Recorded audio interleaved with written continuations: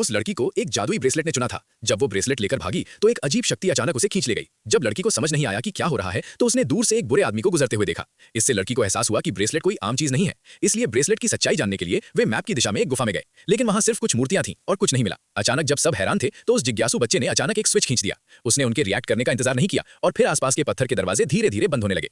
उसी पल सब अंदर फंस गए। इससे भी बुरा यह हुआ कि बंद होने के बाद पत्थर के दरवाजे उनकी तरफ तेजी से बढ़े। उन्होंने पूरी कोशिश की लेकिन कोई फायदा नहीं हुआ।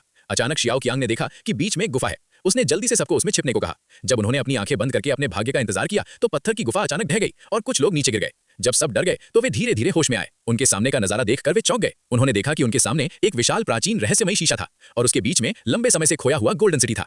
लेकिन अंदर जाना आसान नहीं था। ऐसा इसलिए था क्योंकि इस जगह को लंबे समय से लोगों ने घेर रखा था। इसलिए वे पहले ऊपर चढ़े और मुख्य दरवाजे की रखवाली करने लगे। शियाओ मेई ने यह नजारा देखा और एक रास्ता निकाला। उसने देखा कि उसने दरवाजे पर एक बोरी फेंकी। आवाज सुनकर तुरंत 2 गार्ड उसकी तरफ आए। आखिरकार बोरी में से एक मेंढक कूदकर बाहर आया। जब गंजे आदमी ने ऊपर देखा तो मेंढक ने अचानक उसे एक कागज के टुकड़े से मारा और उसे बेहोश कर दिया। अगले ही सेकंड लोमड़ी ने गंजे आदमी के कदमों का पीछा किया। हालांकि उनके लिए अंदर जाना आसान नहीं था। न सिर्फ शहर का दरवाजा लगभग 100 मीटर ऊंचा था बल्कि उसकी सतह भी बहुत खड़ी थी। यहां से ऊपर चढ़ना नामुमकिन था। जब सब लोग परेशान थे तो जियाओ कियांग ने अचानक चांद की रोशनी में बांध को देखा। उस पर अलग अलग रहस्यमयी पैटर्न दिखाई दिए। उन्हें अचानक एहसास हुआ कि यह शहर का दरवाजा खोलने का कोई सुराग हो सकता है।